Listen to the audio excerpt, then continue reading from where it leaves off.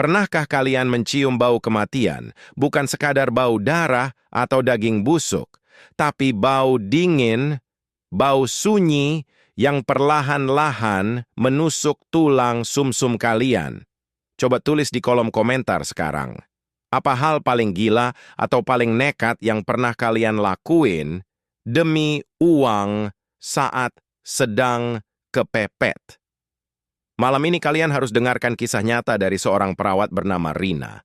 Kisah yang bakal bikin kalian berpikir dua kali sebelum melanggar hal-hal sepele di tengah malam. Gini ceritanya. Bayangkan kalian ada di posisi Rina. Umurnya 32 tahun, seorang single mother, dan seorang perawat di salah satu rumah sakit tua di pinggiran kota. Malam itu, jarum jam menunjuk tepat di angka 3 pagi. 3:00 AM. Waktu di mana orang bilang, gerbang antara dunia kita dan dunia mereka sedang terbuka lebar. Tapi bagi Rina, angka 3 pagi cuma berarti satu hal. Matanya sudah sangat perih dan tulang punggungnya terasa mau patah. Rina sama sekali nggak percaya sama hal-hal mistis.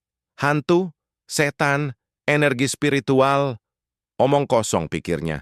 Baginya monster yang paling nyata di dunia ini adalah tagihan rumah sakit. Ya, anak perempuan satu-satunya, Sarah, yang baru berumur 5 tahun, sedang terbaring lemah di bangsal anak lantai 4 karena gagal ginjal. Rina butuh uang. Ia mengambil semua jadwal shift malam ganda, memeras tenaga dan kewarasannya sendiri. Malam itu, lorong rumah sakit terasa sangat panjang, sunyi. Hanya ada suara langkah sepatu karet Rina yang bergesekan dengan lantai linoleum. Tap, serik, tap, serik. Lampu neon di atas kepalanya berkedip-kedip, mengeluarkan suara dengungan lebah listrik yang bikin sakit kepala. Psst, psst. Ayan warnanya yang pucat kehijauan membuat suasana lorong lantai bawah tanah itu seperti lorong menuju alam kubur. Tugas Rina malam ini sebenarnya sepele. Tapi ini adalah tugas yang paling dibenci semua perawat.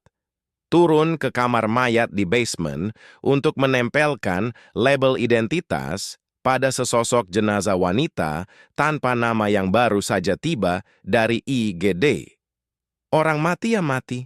Nggak ada yang perlu ditakutin, gumam Rina pelan, mencoba menyugesti dirinya sendiri. Suaranya serak. Ia menguap, mengusap matanya yang berkantung hitam tebal. Ia sampai di depan pintu kamar mayat. Pintu baja tebal ganda yang catnya sudah mengelupas di sana-sini. Rina menarik napas panjang. Ia mendorong tuas pintu itu. Kriet! Suara engsel berkarat yang berat memecah kesunyian. Begitu pintu terbuka, udara dingin langsung menampar wajahnya. Bukan dingin aci biasa. Ini adalah suhu yang dirancang khusus untuk menghentikan pembusukan daging manusia. Dingin yang kering, kaku, dan meresap ke pori-pori. Bau tajam formalin langsung menyengat hidung Rina, membuat matanya sedikit berair. Tapi di balik bau zat kimia itu, penciuman Rina yang sudah terbiasa menangkap aroma lain. Aroma ngai yang agak manis. Aroma dari sisa-sisa nyawa yang sudah layu. Ruangan itu cukup luas. Di tengah ruangan ada meja autopsi stainless steel yang memantulkan cahaya lampu. Di sekelilingnya, dinding ruangan dipenuhi oleh laci-laci pendingin berbahan logam, berbaris rapi seperti apartemen bagi orang mati. Rina berjalan gontai menuju sebuah brankar, ranjang dorong, di sudut ruangan. Di atasnya, terbujur kaku, sesosok tubuh yang ditutupi kain hijau rumah sakit. Rina mengambil papan dada, mencatat beberapa hal, tangannya sedikit gemetar karena kedinginan, atau mungkin karena kelelahan ekstrim. Ia hanya ingin cepat selesai dan kembali ke pos perawat untuk minum kopi. Namun, saat ia sedang menulis, tuk, Rina berhenti. Ujung pulpennya menggantung di atas kertas. Ia menajamkan pendengaran. Ruangan itu sangat sunyi, hanya ada suara dengungan mesin pendingin raksasa. Tuk, tuk, Suara itu datang lagi, sangat pelan, ritmis, seperti ada yang sedang mengetuk logam dari arah dalam. Mata Rina perlahan menyapu barisan laci pendingin di dinding sebelah kiri. Tatapannya terpaku pada satu laci di ujung bawah, laci nomor 13. Semua staf rumah sakit tahu tentang laci nomor 13. Laci itu sudah rusak dan disegel dengan selotip tebal sejak bertahun-tahun lalu. Tidak pernah ada yang dimasukkan ke sana.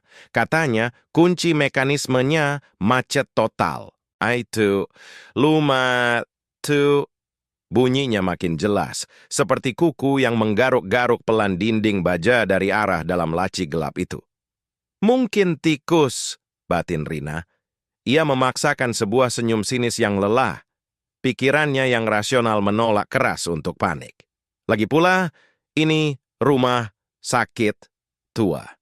Pipa berbunyi, tikus masuk ke celah dinding, itu hal biasa. Ia tidak punya energi untuk peduli. Rina membalikkan badan, berniat untuk melangkah lebih jauh ke dalam ruangan untuk mengambil stempel di meja seberang. Ia melangkah melewati ambang pintu sepenuhnya. Dan tepat di detik itu juga, blam! Pintu baja ganda di belakang Rina terbanting menutup dengan suara dentuman yang sangat keras. Lantai di bawah kaki Rina sampai bergetar. Rina tersentak kaget, jantungnya seolah melompat ke tenggorokan. Ia berbalik cepat, tangannya refleks menyentuh dada. Belum sempat ia memproses kenapa pintu berat itu bisa tertutup sendiri tanpa ada angin. Tiba-tiba, Rina membeku. Di tengah kesunyian kamar mayat yang mematikan itu, tepat di tengkuk leher belakang Rina, ia merasakan sesuatu. Sebuah hembusan napas, sangat pelan, sangat dingin, berbau tanah basah yang busuk. Hembusan itu menyapu rambut halus di lehernya. Seseorang atau sesuatu sedang berdiri tepat di belakang punggungnya. Rina terpaku. Hembusan napas di tengkuknya itu sangat nyata. Kalian pernah kan ngerasain merinding yang aneh? Bulu kuduk berdiri, tapi sensasinya merambat pelan dari punggung bawah, naik ke leher sampai ke kulit kepala. Tubuh Rina kaku seperti patung es. Ia bahkan tidak berani menelan ludahnya sendiri. Dengan gerakan patah-patah dan napas tertahan, Rina memutar tubuhnya ke belakang.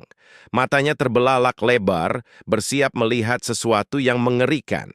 Tapi kosong. Hanya ada pintu baja tebal yang tadi tertutup sendiri. Tidak ada siapa-siapa. Tidak ada bayangan.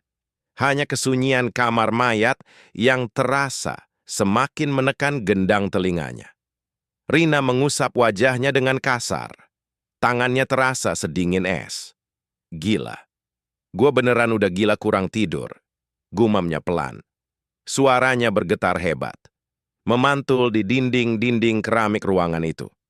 Di titik ini, insting bertahan, hidupnya berteriak, menyuruhnya lari. Keluar dari ruangan ini, gedor pintu itu sampai ada yang buka. Tapi, tepat saat ia ingin melangkah mundur, bayangan wajah Sarah berkelebat di benaknya. Wajah putri kecilnya yang pucat pasi, terpasang selang infus di tangannya yang kecil, tertidur gelisah di lantai 4. Rina memejamkan mata rapat-rapat. Hatinya mencelos, rasa sakit yang perih menjalar di dadanya. "Bertahan, Rin! Tolong bertahan sebentar lagi!" Batinnya menjerit. Mencoba menekan keputusasaan yang menggerogoti mentalnya. Cuma tinggal nempel label absen, terus lo dapat duit tambahan buat tebus obat Sarah besok pagi. Jangan cengeng, hantu itu nggak nyata. Kemiskinan yang nyata. Kalau lo lari, lo dipecat. Kalau lo dipecat, Sarah mati. Setetes air mata kelelahan jatuh di pipinya. Tapi dengan cepat, ia usap kasar. Ia menarik napas dalam-dalam, mengumpulkan sisa-sisa kewarasannya. Rina membalikkan badan, melangkah dengan gontai mendekati meja autopsi stainless steel di tengah ruangan. Ia menaruh papan dadanya di sana. Ia harus segera menulis label nama untuk jenazah tanpa identitas tadi. Tapi tangannya gemetar luar biasa. Dinginnya ruangan ini benar-benar menusuk sampai ke tulang. Karena jarinya terlalu kaku, saat ia mencoba memutar tutup pulpen, benda plastik murahan itu tergelincir dari tangannya.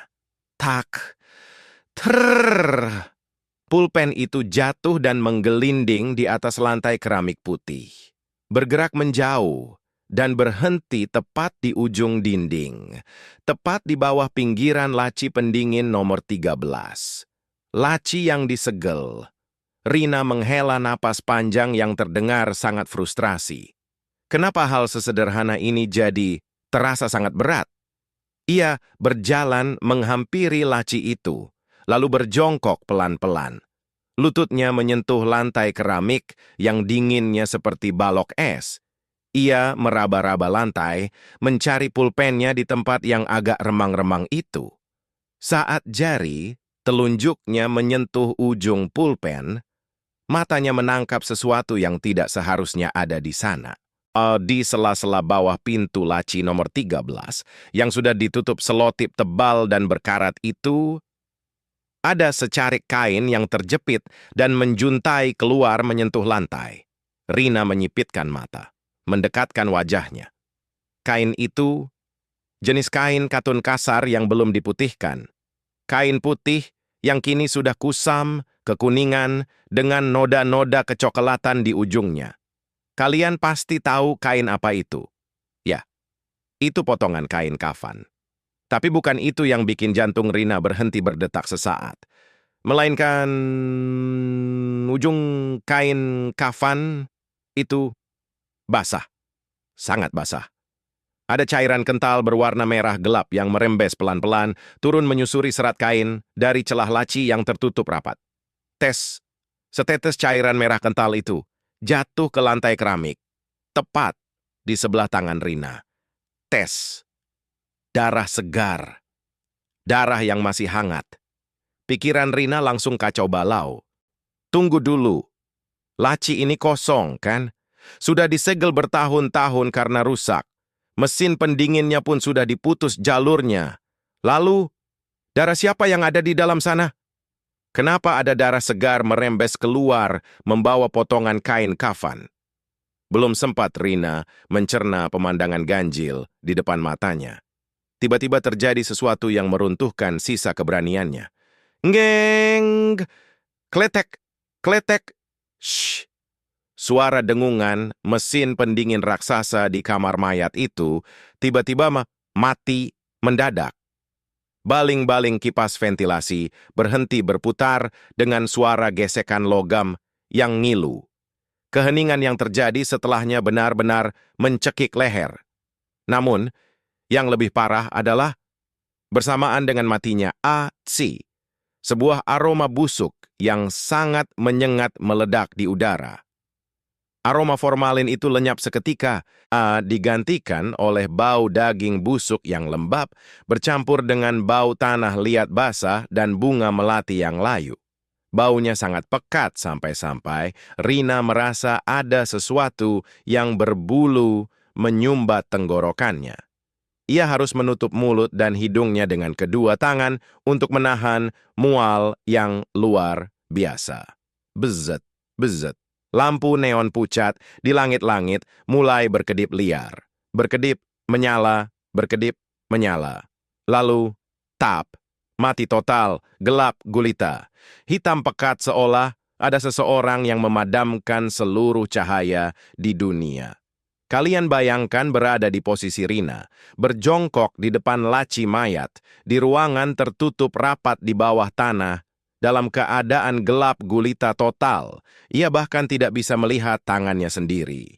Jantungnya berdebar sangat keras, deg-deg-deg hingga dadanya terasa sakit.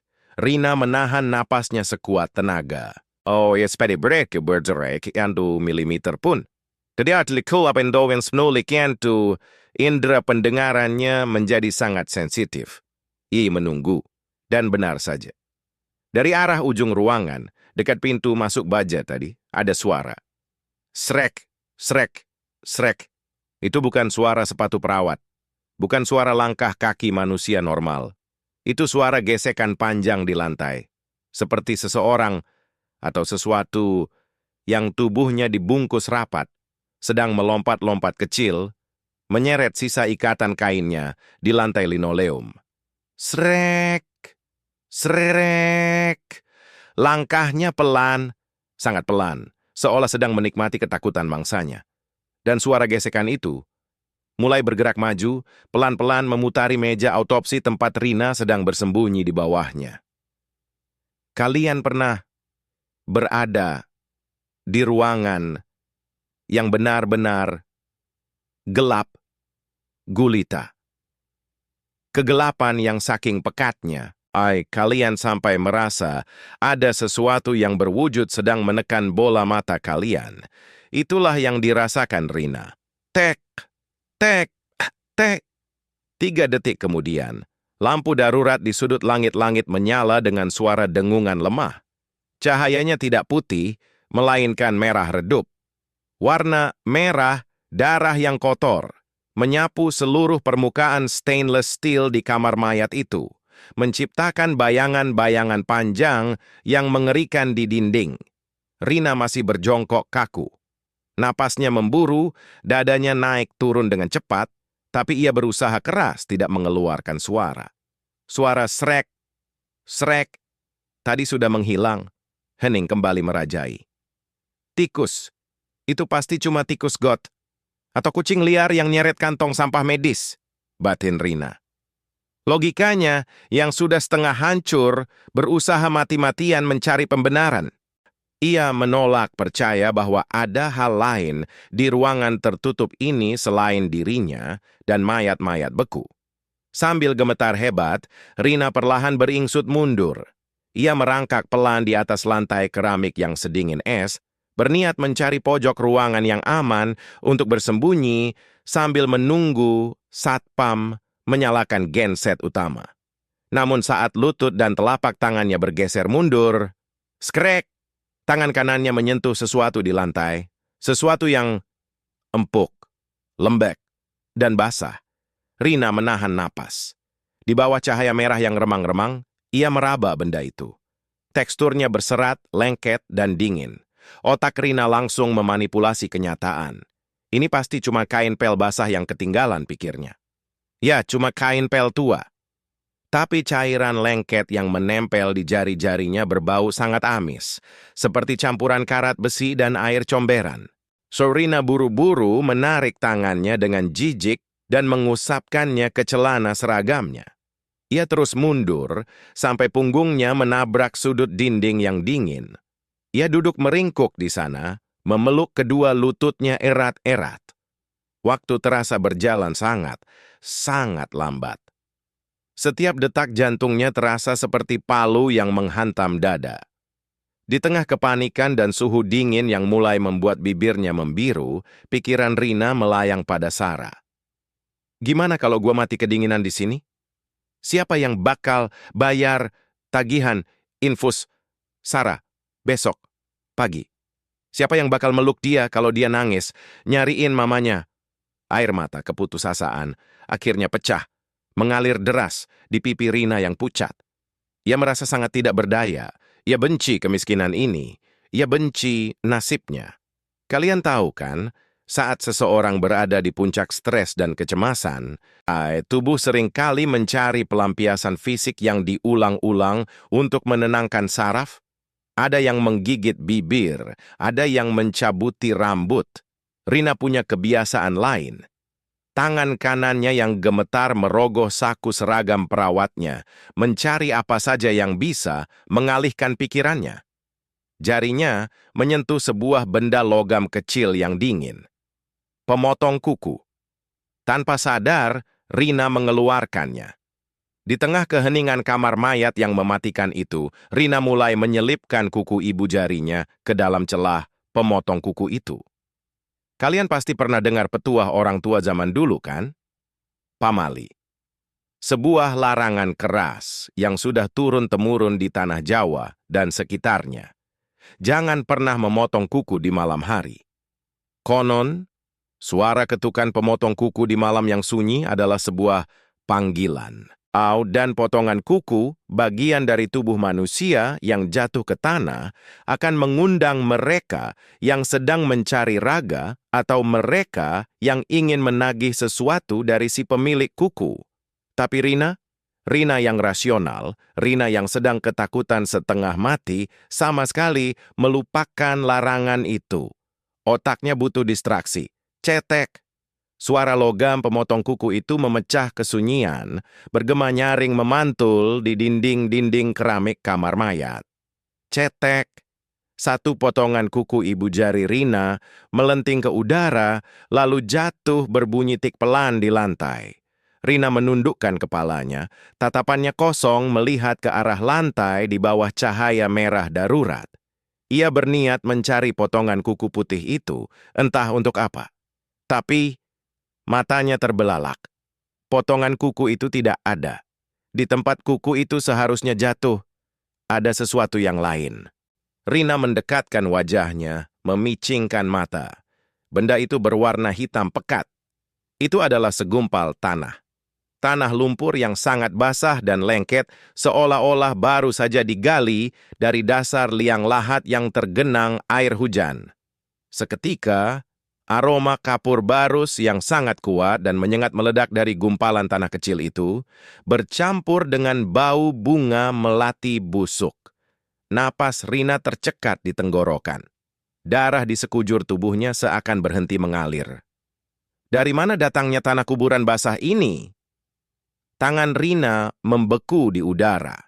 Jari telunjuknya masih menempel di tuas pemotong kuku, tapi ia tidak berani menekan lagi. Kesunyian kembali menelan ruangan itu. Keheningan yang sangat pekat, sangat menekan, seolah udara sendiri sedang menahan napas. Lalu, tepat saat suara cetek pemotong kuku Rina berhenti. Dari ujung ruangan yang gelap, sebuah suara merespons. Tuk! Rina menahan napas. Tuk!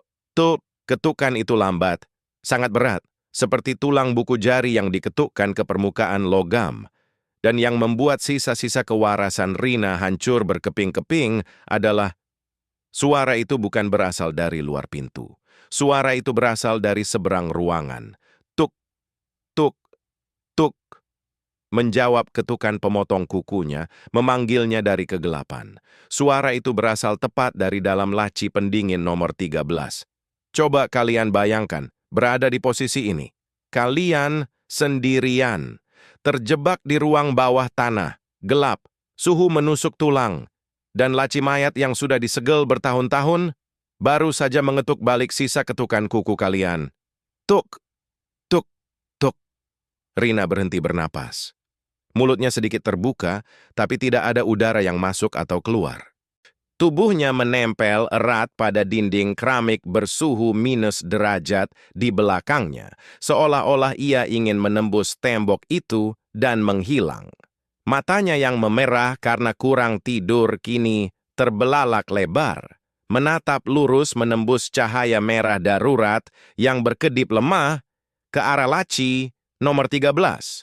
Segala bentuk logika, rasionalitas, dan rasa tidak percayanya pada hal gaib, hancur lebur malam itu.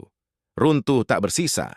Ia sadar, sesuatu yang tidak seharusnya ada di dunia ini sedang berada di ruangan yang sama dengannya. Krrrt! Suara gesekan logam berkarat memecah keheningan. Rina bisa melihatnya. Di bawah pendaran cahaya merah yang remang-remang, selotip tebal berwarna coklat yang menyegel laci nomor 13, itu mulai mengelupas pelan-pelan dari dalam, mengencang, lalu robek. Srek! Pintu laci baja itu mulai bergerak mundur. Terbuka, sedikit demi sedikit. Kriet! Kriet! Engselnya menjerit ngilu, seolah menolak untuk digerakkan setelah sekian lama mati. Bersamaan dengan terbukanya laci itu, gumpalan kabut putih yang sangat tebal bergulung jatuh ke lantai. Udara di dalam kamar mayat yang sudah dingin kini anjlok secara ekstrem. Rina bisa melihat uap napasnya sendiri setiap kali ia menghembuskan udara. Namun, bukan dinginnya yang membuat perut Rina melilit hebat, melainkan baunya. Bau tanah basah, kapur barus tua, dan darah busuk meledak keluar dari mulut laci itu, memenuhi setiap inci udara yang dihirup Rina. Di sudut ruangan itu Rina menangis. Bukan tangisan histeris yang kencang, melainkan air mata yang mengalir dalam diam karena ketakutan yang melumpuhkan pita suaranya. Pikirannya langsung terbang ke lantai 4, ke bangsal anak. Sarah, maafin mama, nak. Batin Rina menjerit pilu. Hatinya hancur berkeping-keping membayangkan wajah putrinya yang pucat. Maafin mama yang tadi sore bentak kamu cuma karena kamu mual nggak mau makan bubur. Mama bodoh. Mama terlalu capek sayang. Kalau mama mati malam ini di sini, siapa yang bakal meluk kamu besok pagi? Siapa yang bakal bayar obat kamu? Kamu sendirian di dunia ini, nak. Maafin mama. Rasa sesal dan Tuyet Fong, keputusasaan, itu meremas jantungnya lebih kuat daripada rasa takutnya pada hantu. Rina memejamkan mata rapat-rapat, memohon mukjizat apapun agar ia bisa keluar hidup-hidup untuk melihat anaknya lagi. Tapi dunia malam itu tidak sedang berbaik hati. Bruk. Sebuah suara benda berat yang basah jatuh menabrak lantai keramik. Rina tersentak. Refleks membuka matanya. Dari dalam laci nomor 13, sesuatu telah menggelinding jatuh.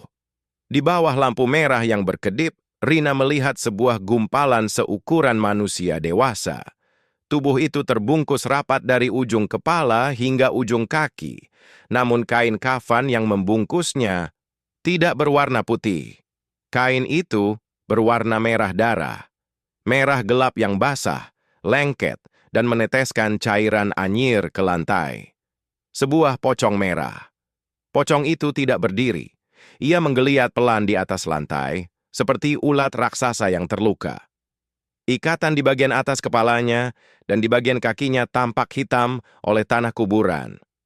Srek, srek. Sosok berbalut kain merah darah itu mulai bergerak, beringsut, menyeret tubuhnya sendiri di atas lantai keramik menuju ke arah Rina. Jantung Rina seolah berhenti berdetak. Ia ingin teriak, tapi tenggorokannya terkunci.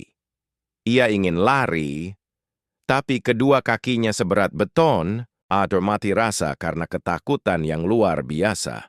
Sosok itu semakin dekat. Kini jaraknya hanya tinggal beberapa meter. Rina bisa mendengar suara cairan kental yang bergesekan dengan lantai setiap kali sosok itu bergerak maju. Lalu, sebuah hal yang paling aneh terjadi. Pocong merah itu berhenti bergerak. Ia mulai menegakkan tubuhnya pelan-pelan, seperti ditarik oleh tali kasat mata dari langit-langit. Kini sosok itu berdiri tegak, menjulang tinggi menyentuh batas lampu darurat. Ia tidak menerkam. Ia tidak mencekik. Dari balik, kain wajahnya yang menghitam dan bernoda darah, terdengar sebuah suara. Bukan tawa melengking, bukan geraman marah, melainkan suara rintihan. Hu, hu, suara tangisan yang sangat menyayat hati. Tangisan seorang wanita yang terdengar begitu penuh dengan rasa sakit, penyesalan, dan penderitaan yang tak ada ujungnya. Suara itu bergema di seluruh ruangan, menyusup masuk ke dalam pori-pori kulit Rina. Mendengar tangisan itu, dorongan insting bertahan hidup Rina tiba-tiba menyala kembali. "Gua harus hidup! Demi Sarah!" Dengan sisa-sisa tenaganya, Rina memaksa tubuhnya berbalik, mencoba merangkak kabur ke arah pintu baja di ujung kiri. Namun kepanikannya menjadi bumerang. Tangan kanannya bertumpu pada genangan cairan merah kental yang menetes dari ujung kain kafan basah tadi. Sret! Tangan Rina tergelincir hebat. Ak! Rina terpekik kecil saat keseimbangannya hilang. Tubuhnya terpelanting ke belakang. Kepalanya nyaris membentur lantai, namun punggungnya mendarat lebih dulu dengan suara keras. Brrrr! Rina mengerang kesakitan. Matanya terpejam menahan nyeri di tulang punggungnya. Ia berusaha mengatur napas, atau berniat untuk langsung berguling dan bangun. Tapi saat Rina membuka kedua matanya, udara di paru-parunya seolah disedot habis. Tepat di atasnya, kain penutup wajah yang dekil dan berdarah itu telah terbuka.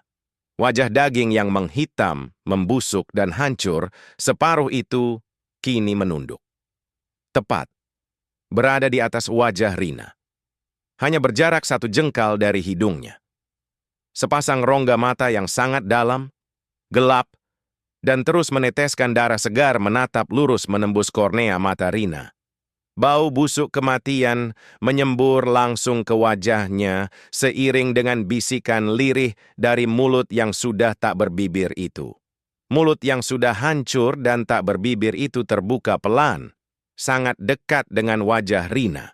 Bau anyir darah segar dan tanah kuburan yang basah menyedot habis oksigen di sekitarnya. Rina sudah tidak bisa berteriak. Matanya melotot, atau menunggu kematian menjemputnya. Ia pasrah jika sosok pocong merah itu akan mencabik lehernya malam itu juga. Namun, tidak ada serangan.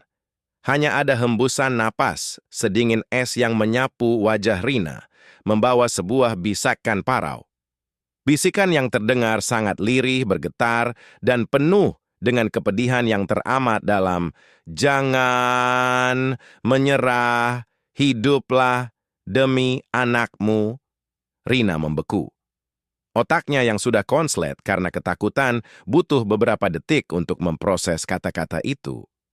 Pocong itu? Menangis?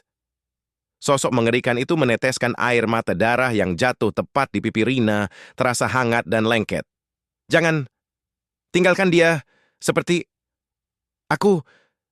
Tepat setelah bisikan terakhir itu menggema di telinganya, pandangan Rina mulai mengabur. Jantungnya yang sejak tadi berdegup di luar batas normal akhirnya menyerah. Kegelapan total menyelimuti pandangannya. Rina pingsan. Mbak Rina, astagfirullah, bangun Mbak. Sebuah tamparan pelan di pipi diiringi cahaya senter yang menyilaukan mata, memaksa Rina menarik napas panjang. Ia tersedak. Matanya terbuka perlahan, menyesuaikan diri dengan cahaya lampu neon yang kini sudah menyala terang benderang. Di depannya, berdiri Pak Joko, satpam senior rumah sakit, dengan wajah pucat pasi. Di belakangnya ada 2 perawat IGD yang tampak panik. Pintu baja kamar mayat itu sudah terbuka lebar. "Bapak, Pak Joko." Suara Rina nyaris tak terdengar. Tenggorokannya kering kerontang. "Alhamdulillah, Mbak Rina sadar." "Ya Allah, Mbak. Saya dari tadi gedor-gedor pintu karena listrik basement tiba-tiba trip, anjlok." "Mbak nggak apa-apa." Pak Joko membantu Rina duduk. Napas Rina masih memburu. Ia buru-buru menoleh ke arah meja autopsi. Lalu matanya langsung tertuju pada sudut ruangan. Tubuh Rina kembali gemetar hebat. Di sana, di bawah sorot lampu neon yang terang, laci pendingin nomor 13 itu terbuka menganga. Selotip tebalnya robek berserakan di lantai. Dan tepat di depan laci itu, ada genangan air keruh, bercampur lumpur kemerahan yang berbau amis, mengelilingi sebuah pemotong kuku kecil milik Rina. Melihat arah pandangan Rina, wajah Pak Joko seketika berubah pasi. Pria parubaya itu menelan ludah dengan susah payah. "Mbak Rina!" Suara Pak Joko bergetar. "Semalam, Mbak lagi banyak pikiran sedih ya? Terus, Mbak potong kuku di sini?" Rina hanya bisa mengangguk lemah, air matanya mulai menetes lagi, mengingat kengerian tadi. Pak Joko menghela napas panjang yang berat. "Mbak, potong kuku malam hari di tempat seperti ini dengan hati yang sedang putus asa. Itu ibarat ngasih undangan buat mereka yang punya rasa sakit yang sama, Mbak." Sambil memungut pemotong kuku Rina dengan selembar tisu, Pak Joko mulai bercerita. Sebuah rahasia kelam rumah sakit yang disimpan rapat bertahun-tahun. Kalian tahu kenapa laci 13 itu disegel? 10 tahun lalu, ada seorang ibu muda yang miskin, nasibnya sangat mirip dengan Rina. Anaknya kritis di ICU, tapi ia tidak punya uang sepeser pun untuk operasi. Merasa dunia sangat tidak adil dan tak sanggup melihat anaknya menderita, ibu itu putus asa. Ia memilih jalan pintas. Ia melompat dari atap rumah sakit ini. Tubuhnya hancur. Karena ia orang miskin tanpa kerabat, pihak rumah sakit saat itu mengurus jenazahnya seadanya, membungkusnya dengan kain kafan yang dengan cepat basah oleh darahnya sendiri menjadi merah pekat. Jenazahnya ditaruh di laci nomor 13 sambil menunggu dinas sosial. Tapi di malam yang sama, anak balitanya di ICU meninggal dunia. Arwah ibu itu nggak pernah tenang, Mbak Rina, ucap Pak Joko lirih. Dia dihantui rasa penyesalan seumur hidup karena malah ninggalin anaknya sendirian di saat-saat terakhir. Laci itu sering bunyi sendiri, makanya kami segel. Rina terdiam. Tangisannya pecah. Fakta itu menghantam relung hatinya paling dalam. Pocong merah itu, dia bukan roh jahat yang ingin membunuh Rina. Energi keputusasaan Rina yang begitu kuat malam itu, kekesalannya pada nasib, rasa lelahnya pada Sarah, ditambah pelanggaran pamali memotong kuku, telah memanggil sosok sang ibu malang itu. Pocong merah itu menampakkan diri justru untuk mencegah Rina. Ia meminjamkan suaranya yang mengerikan dari alam kematian hanya untuk memberi satu pesan peringatan. Jangan pernah menyerah pada hidupmu. Jangan pernah tinggalkan anakmu. Pagi itu, di luar jendela rumah sakit, semburat cahaya matahari, pagi berwarna keemasan mulai menembus tirai. Hangat, mengusir sisa-sisa hawa dingin dari malam yang panjang dan mengerikan. Tanpa mempedulikan bajunya yang kotor dan tubuhnya yang masih ngilu, Rina berlari kencang. Ia berlari menaiki tangga demi tangga. Lantai 2, lantai 3, lantai 4. Bangsal anak. Napasnya terengah-engah saat ia mendorong pintu kamar rawat Sarah. Di atas ranjang kecil itu, putri kecilnya sudah bangun. Sarah menoleh ke arah pintu. Wajah pucatnya seketika tersenyum melihat ibunya. Mama, panggil Sarah dengan suara serak. Rina langsung berhambur memeluk putri kecilnya itu. Ia memeluknya sangat erat, menciumi puncak kepala Sarah berulang kali sambil menangis tersedu-sedu. Semua rasa capek, semua keluhan soal uang, semua rasa iri pada nasib orang lain. Lenyap tak bersisa, terhapus oleh hangatnya tubuh kecil di pelukannya ini. Maafin Mama, sayang. Maafin Mama, bisik Rina di sela isak tangisnya. Mama janji Mama akan terus berjuang buat kita. Mama nggak akan pernah nyerah. Malam di kamar mayat itu memang menjadi malam paling mengerikan dalam hidup Rina. Namun anehnya, ketakutan itu justru menyelamatkannya. Rina menyadari betapa tipisnya batas antara hidup dan mati. Ia belajar bahwa sebesar apapun beban hidup, menyerah dan melepaskan nyawa bukanlah sebuah jalan keluar, melainkan awal dari penderitaan abadi. Dan terkadang pelajaran paling berharga tentang menghargai kehidupan justru datang dari mereka yang sudah mati. Nah, buat kalian yang malam ini lagi dengerin podcast ini sendirian, coba lihat jam dinding kalian. Kalau sekarang sudah lewat tengah malam dan kalian lagi pegang pemotong kuku, mending simpan dulu ya. Kalian nggak pernah tahu siapa di sudut ruangan gelap itu yang mungkin sedang butuh teman cerita. Selamat malam.